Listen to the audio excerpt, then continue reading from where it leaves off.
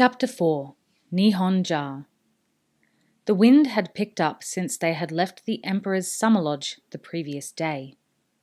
Now it was keening through the valley as they rode carefully down the narrow track that angled down one side, and gusting strongly as it was funneled between the constricting hills that formed the valley.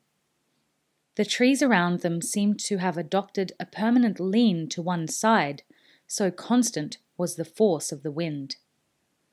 Horace pulled his sheepskin collar a little higher around his ears and nestled gratefully into its warm depths. He glanced up. The sky was a brilliant ice blue, but already heavy grey clouds were scudding across it, sending bands of shadow flitting silently across the landscape below. To the south, he could see a dark line of solid cloud. He estimated that it would be upon them by early afternoon, and it would probably bring rain with it. He considered suggesting that they might make camp for the day before the rain added its force to the wind. There was no need to rush their journey. The port of Iwanai was within easy riding distance, and he didn't relish the idea of pitching tents in a driving rainstorm. Better to get them up while the party was still dry and shelter inside them through the deteriorating weather. The trail they were following levelled and widened for 100 meters or so Horace urged his horse alongside that of the Emperor, who was riding immediately before him. Shigeru, huddled deep in his own fur robes, sensed the presence beside him and looked around. He grimaced at the racing clouds overhead and gave a small shrug. Horace pulled his collar down to speak, feeling the icy bite of the wind on his face as he did so. "Do you think it will snow?" he called, pitching his voice above the constant battering of the wind. Shigeru looked at the sky again and shook his head. "It's a little early in the year. Perhaps in a week or two we'll get a few light falls. Then, in a month, the real snow will begin. But we'll be far away from here by then. Once we're out of the mountains, the weather won't be so severe." He glanced again at the ominous cloud front. "Plenty of rain there, however," he continued cheerfully. Horace grinned. Very little seemed to faze Shigeru. Many rulers would have spent the morning complaining loudly about the cold and the discomfort, as if their complaints would actually serve to alleviate the situation, and as if their attendants should be able to do something about it. Not the Emperor. He accepted the situation, knowing that he could do nothing to change the weather. Best to endure it without making life more difficult for those around him. "Perhaps we should make camp early," Horace suggested. Shigeru was about to reply when a cry from one of their point riders caught their attention. In addition to a few household servants, and of course Horace and George, Shigeru was travelling with a relatively small screen of bodyguards.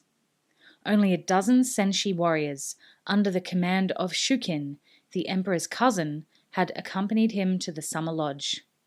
Again, Horace thought, it was a measure of the man himself. Shigeru had little cause to fear attack. He was popular with the common people.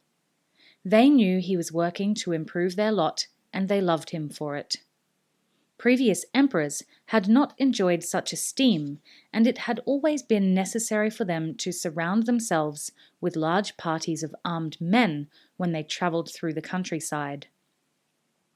One of the senshi had been posted well ahead of the group as a point rider. Another 3 were grouped some 10 meters ahead of Horace and the Emperor. The remainder were stationed behind. On this narrow trail, there was no room for outriders on their flank, although they would be deployed once the party reached the valley floor. The rider who had cried out now held up his hand, bringing the main party to a halt. Horace heard a clatter of hooves and a warning call from behind him. Glancing back, he edged his horse to one side to allow Shukin and 4 of the guards to edge past him. The Emperor did the same. "What's the problem?" Shigeru asked Shukin, as the escort leader trotted past. Out of deference to Horace and to avoid the need for translation, he spoke the common language, not Nihon-Jan. "I don't know, cousin," Shukin replied. "Kiyako-san has seen something. I'll report once I've spoken to him. Please wait here." He glanced over his shoulder, reassuring himself that the 4 men remaining in the rear guard had moved up to form a closer screen, then rode on. Without conscious thought, Horace's left hand dropped to his scabbard, angling it slightly forward so that, if the need arose for him to draw his sword, he could do so quickly. His trademark round shield was still slung on his back. No need to change that at the moment. He could shrug it round into position in a second or two if required. Shigeru's horse shifted its feet nervously as the guards rode past. The Emperor patted its neck and spoke soothingly to it, and the horse settled. Then the Emperor slumped more comfortably in the saddle, looked at Horace and shrugged. "I imagine we'll hear what's going on in a moment or two," he said. His manner indicated that he was sure this was a false alarm, that his guards were being overcautious. He gazed after Shukin as his cousin reined in beside the Senshi warrior who had been riding point. There was a brief discussion, then both Shigeru and Horace saw Kayeko pointing to something further down the valley, where the trail zigzagged back to accommodate the steep slope of the hillside. Shukin trotted back to report. "There's a rider coming. It's one of your household staff, cousin, and he seems in a hurry." Shigeru frowned. It would take a lot to bring one of his official staff out in this sort of weather. George edged his horse up to Horace now. George was a trained scribe and attorney, and he had made a comprehensive study of the ways of the Nihon-Jan. This was not his first trip to the country. Because of his knowledge of local matters, he had been sent on this trip with Horace to observe and advise the young warrior on matters of protocol, and to update a dictionary of the Nihon-Jan language that he had written 2 years ago. George could be a little stuffy and full of himself at times, but he was essentially good-hearted, and he had provided excellent advice to Horace on the journey. Horace had been glad to have him along. "Why are we stopping?" he asked. Horace jerked a thumb further along the trail. "There's a rider, a messenger probably. Best if we wait for him to come to us." "A messenger? Who is it? Is Lord Shigeru expecting a message? Do we know what it's about?" George's questions came tumbling out before Horace had a chance to begin answering. Horace shook his head and smiled at his old childhood companion. I don't know, and I don't know," he said.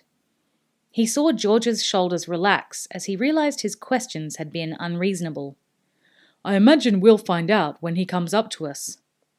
"Of course, silly of me," George said. He sounded genuinely aggrieved that he had let his mask of professional calm slip the way it had. "Don't let it bother you," Horace said. Then he couldn't help parroting one of George's oft-repeated catch cries. "After all, if you don't ask, you'll never learn." George had the grace to allow a thin smile. He never liked being the object of jokes. He felt it undermined his dignity. Yes, quite so, Sir Horace." His slight emphasis on Horace's title was evidence that he felt Horace's sally had been unnecessary. Horace shrugged to himself. "Live with it, George," he thought. The rattle of galloping hooves was closer now. The rider had reached the sharp elbow turn in the trail and was heading up the last 100 meters or so towards them. A call from Shukin saw the 4 warriors ahead of the party make room on the trail to let the new arrival through. He drew level with the Emperor and Shukin and did his best to bow from the saddle. That was odd, thought Horace.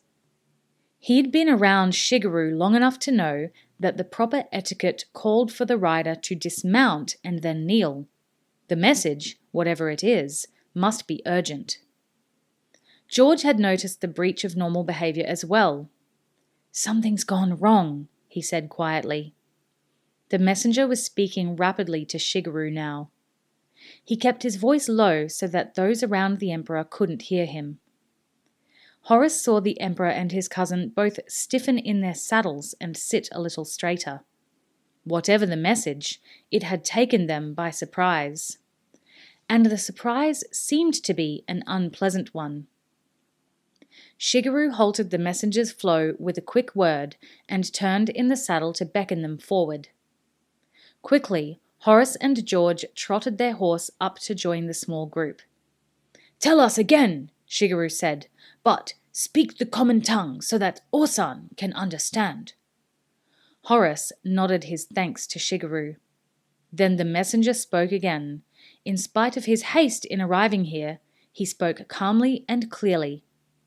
"Lord Shigeru, Osan, and George-san, there has been a revolt in Ito.